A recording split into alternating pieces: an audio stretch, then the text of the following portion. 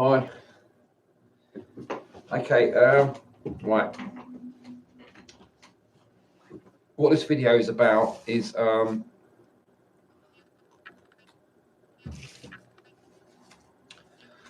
when cannabis is prohibited, the way people use it is different as far as I understand. For the vast majority of people, it's going to be different to how they would use it if it was not prohibited. And it makes a lot of difference, you know.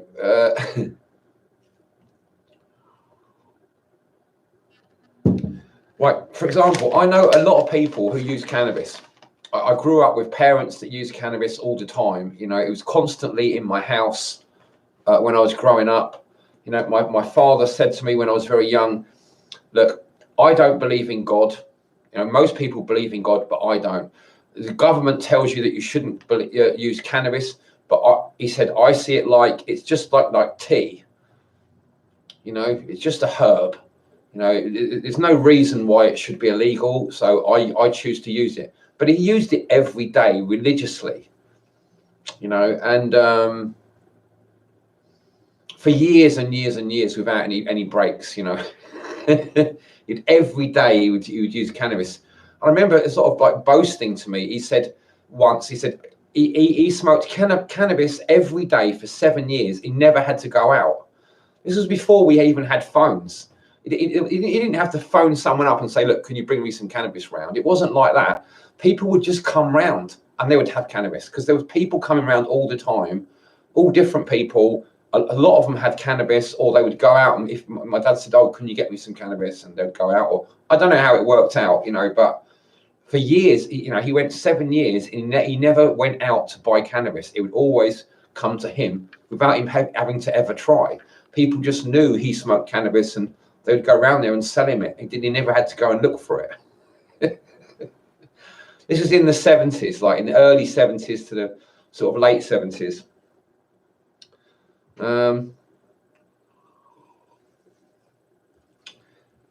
See, it's as though what it is, right? Apart from things like tobacco, people smoke tobacco every day because it's highly addictive. But cannabis isn't really highly addictive in the same way that cannabis or caffeine is.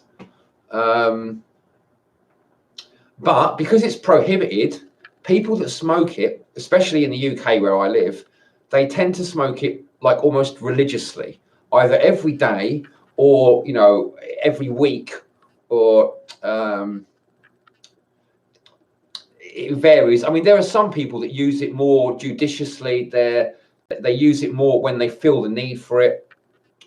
But I've gone through years of using it every day, but it felt to me like it was important to use it every day. You know, I was looking after, like, I'm looking after traumatic stress disorder caused by the school system, and my dad was beaten for being left-handed, and when he was at school, and I think he had quite severe PTSD, and he just needed to smoke cannabis all the time. The only time I remember him stopping for any length of time was when the doctors put him on beta blockers. So he stopped getting stressed out. But apart from that, he'd get stressed out nearly all the time, and he'd have to smoke cannabis to stay calm, because any little thing would stress him out. Having to sign his name, for example, you know, that would make him really stressed out. Even things like using the phone, talking on the phone would stress him out. I don't like talking on the phone. I think I seem to have inherited a lot of my father's, like, hang-ups and stuff. It's funny, isn't it? You get older and you think, you know, I'm not going to be like my father, you know, when you're a teenager and that, and then later on, like in your 30s or 40s, you start thinking, I seem just like my father, you know. And it's not like you can't do anything about it. Yeah.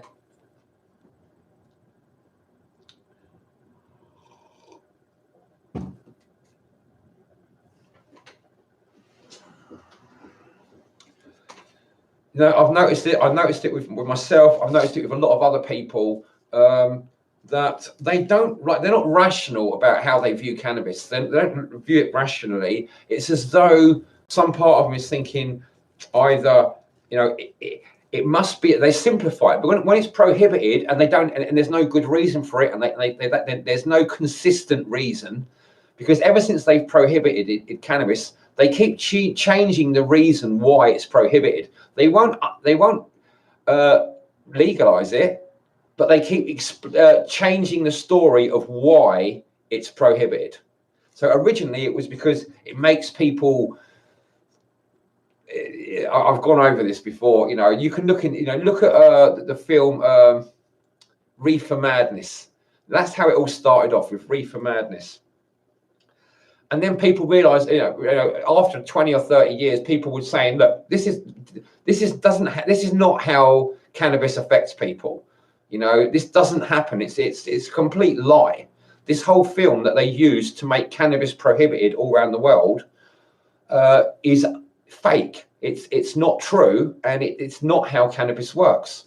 So they had to update it. So people like, I think it was President Nixon was saying, oh, cannabis makes people violent, and then people quickly realized, no, that doesn't work at all. Cannabis, the last thing cannabis does is make people violent. And then so he said, well, cannabis makes people lazy and not work. And they said, no, that's not true either. It took a few years for it to sort of work its way through. And then sort of like got into the 70s and that. And then the people started saying that they'd done these experiments on monkeys where they made them only breathe cannabis smoke only cannabis smoke for 3 minutes, little small monkeys. So they had 3 minutes of breathing pure cannabis smoke and no oxygen. And of course, they got brain damage from no oxygen. But then the scientists said, oh, cannabis causes brain damage. Just like this is, to me, at this point, it's pretty obvious that cannabis is a really good thing. And there's some other reason they don't want people to know why they're prohibiting the use of cannabis. Because they just keep coming up with these lies, and every time a lie gets proven wrong and shown to be wrong, they come up with a different lie. Now, the current one, the last one I heard was cannabis causes schizophrenia in young people. Now, I'm automatically, I don't even know how it would, you could possibly research this or find out if it's false or true.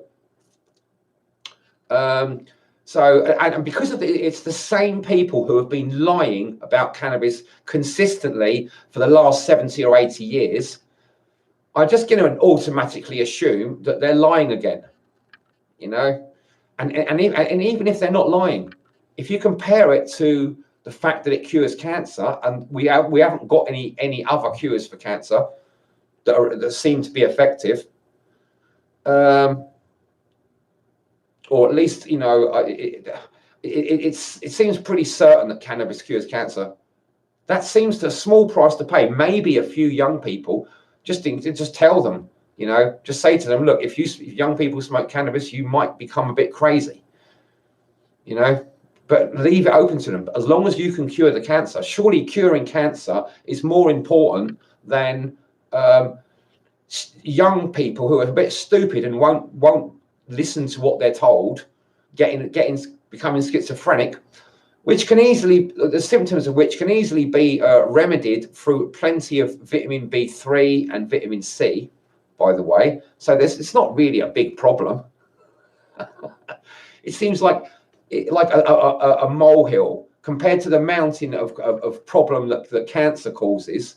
You're dealing with a tiny little bit of schizophrenia in a few young people who are just too stupid to fucking listen to what they're told. And if you make it illegal, they're more likely to smoke it anyway. The whole idea of making it, this idea that cannabis causing a little bit more schizophrenia in young people, which is probably a huge lie. But even if it's true, it shouldn't make any difference. We're better off making it legal and just telling the children, don't smoke it when you're young, because it might make you go crazy. But if it does, you'll have to use extra vitamin C and vitamin B3 to stay sane. That doesn't seem like a good enough reason to keep it prohibited. and stop, you know, people getting access to it who've got cancer, who could be cured. You know, that's just, it's like murder. It's like stopping a rash, but inflicting murder on loads of people, 20 people or 30 or 100 people. Let's murder 100 people so we can stop one person getting a bit of a rash. That's the sort of logic it is, you know, isn't it?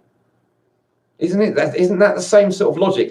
We'll ignore cancer, which kills hundreds of millions of people every year, and worry about a few people getting schizophrenia, which is not really much worse than an allergic reaction, an allergy. Okay, we'll ignore the cancer and we'll focus on a tiny minority of people that might get an allergy or a rash or something, you know. That's the kind of logic that you're being fobbed off with as the general public. That's what you've been accepting.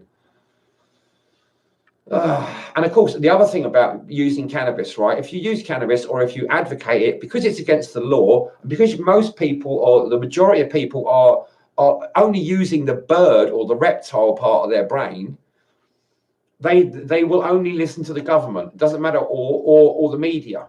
They're like their gods that they worship. You know, they're simple-minded folk. They need to worship someone. They need to have someone telling them what to do. And they're not going to listen to someone like me who knows what they're talking about. They're only going to listen to the government, who speak double speak and basically keep them in ignorance. They prefer ignorance. To them, it's like a drug. It's like heroin or opium. So they much prefer that their normal drug of choice, which is like media propaganda and government propaganda, which has the effect of opium. They would much rather that than see that all their friends and relatives are being murdered by the same people that they worship, you know. Okay, that's enough for today. Thanks for watching. Have a great smoke.